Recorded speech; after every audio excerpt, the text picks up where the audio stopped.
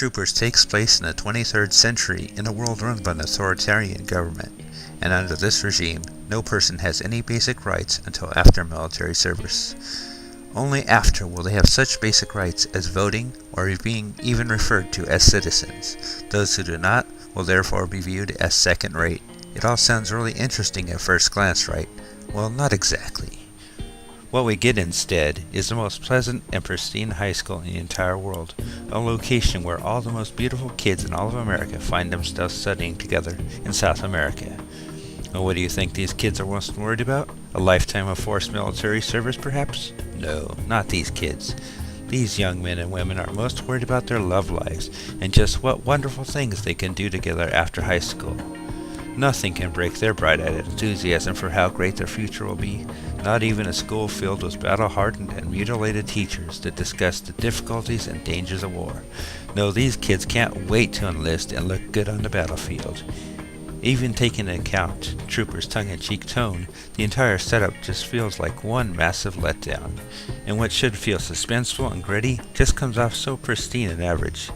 It isn't even until the accident that takes a recruit's life that we are reminded that this is indeed an action war film, and not just the latest teen romantic comedy. Up until then, everything was centered around the romance arc, and just totally ignored the fact that these kids were joining up for service. Once things get past this point, the pacing picks up and Troopers finally gets interesting.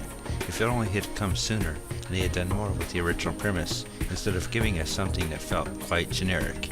With that in mind, I'm forced to give the setting a well-deserved D. Next up, we'll be taking a look at the characters of Troopers. Hopefully they come off better than the setting, and the main cast is those same beautiful clueless teenagers who are led by Johnny Rico. Yes, our main character is a stereotypical dumb jock. In typical terms, Johnny has no idea what he wants to do with himself, and just so happens to be in love with a girl deemed too smart for him. To top it off, Johnny and his father did not see eye to eye on his choice of love, so in a last-ditch effort to prove his father wrong, Johnny gets the brilliant idea to run off with his girlfriend to enlist in the military together. How romantic. Unfortunately, due to his poor grades, he is placed among the infantry, unlike his brainy girlfriend who is whisked off for pilots and presumably officers' training. So while she is up there learning to fly and living the high life, Johnny is shoved in the depths of boot camp, facing death on a daily basis. But at least they can be together. Oh wait, they can't. Good choice, Johnny. And just who is that girl that Johnny is head over heels for? Why, it's none other than Carmen Ibanez, Johnny's too smart girlfriend, who just so happens to be the one that convinced him it would be a great idea for the two of them to enlist together. Unfortunately for Johnny, once they do enlist, Carmen reveals that she cannot tell him directly, "I love you," because she is so focused on reaching her career goals. And that of course leads to her dumping him via email right in the middle of his training, just so she can be a better pilot. Talk about your Dear John letters. And it doesn't end there. Oh no. Not only does she swoon over the next available superior officer, but also a guy who conveniently just happens to be Johnny's football rival, who had previously been flirting with her. Way to advance that career, Carmen. Any time that she spoke, I felt the collective IQ of both the scene and the room dropping. And I thought she was supposed to be the intelligent one. Poor Johnny, sure know how to pick him. Next up we have Carl Jenkins.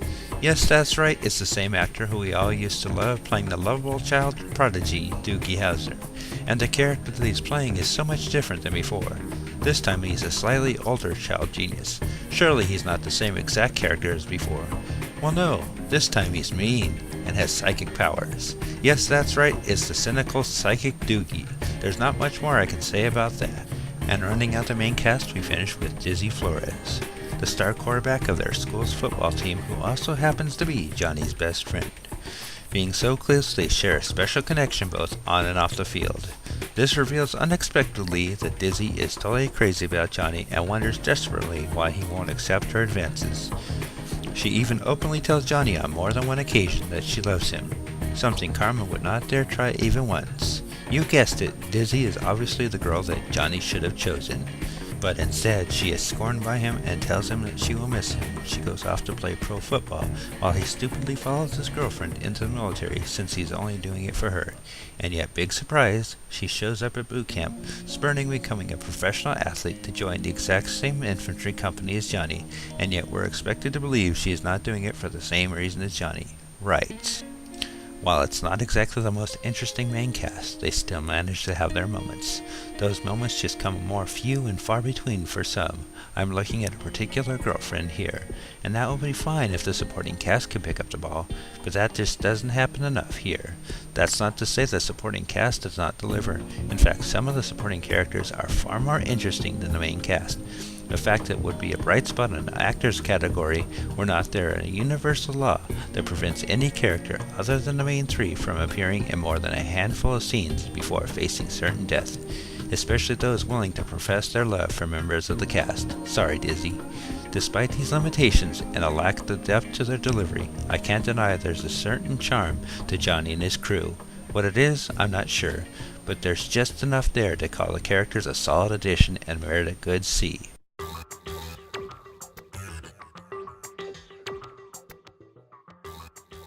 As with most science fiction films, Troopers is heavily CG based, depending on those computer graphics that define both the world and creatures that Johnny and his fellow soldiers face. Let's take a look at how well it's done. The ships, landscapes, and world in general are a bit generic and plain, lacking anything that really sets them apart from other sci-fi films. In fact, much of the backgrounds look as though they had little or no effort put into them, as though there was no time or budget left, so Troopers creators chose instead to use very basic backgrounds and tech. They were not bad per se, but still disappointing. The bugs, on the other hand, had much more effort put into them. Large, menacing, and downright creepy, these beasts were a pleasure to watch each time they appeared on the screen. Watching them skitter across the landscape and descend upon their human counterparts was always enjoyable. If only the landscapes and backdrops had as much effort and detail put into them. With all that being said, overall the effects were good enough to be considered a positive here. They were not all great, but there were nothing that would hold things back too much. I give them a B for bodacious bugs.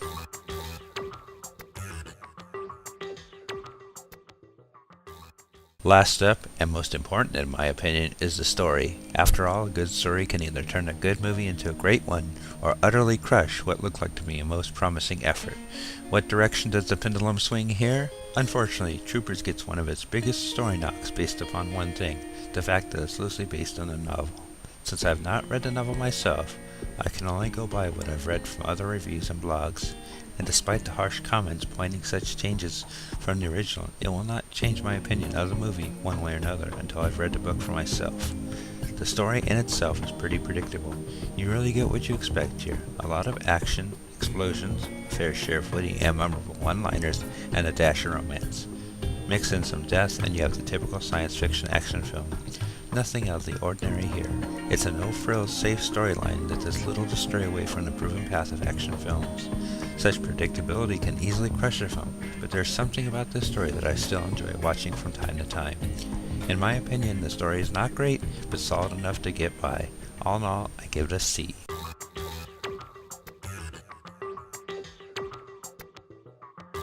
Now here's the big one, the complete package. So many films can have the greatest story, characters, effects, and settings, yet somehow something is still missing, and others can create masterpieces with far less, and so many others are somewhere in the middle. It is true that nothing stands out here, but there's still enough for me to call it an enjoyable experience. By no means a great film, Troopers will not challenge your mind, way of thinking, or evoke powerful emotions, but I still enjoy watching it every so often. Maybe it's just the budding friendships, the tongue-in-cheek look at war movies, or just the over-the-top characters and bug battles, but something in the mixture tickles me just enough to sit through yet another viewing of Troopers. It's become a bit of a guilty pleasure of mine to watch this film when there's nothing else to do. Maybe it's just me, but I think Troopers is more enjoyable as a whole than its individual parts. With that in mind, I give Starship Troopers a C+, but I recommend going back and watching it with an open mind. Peace out.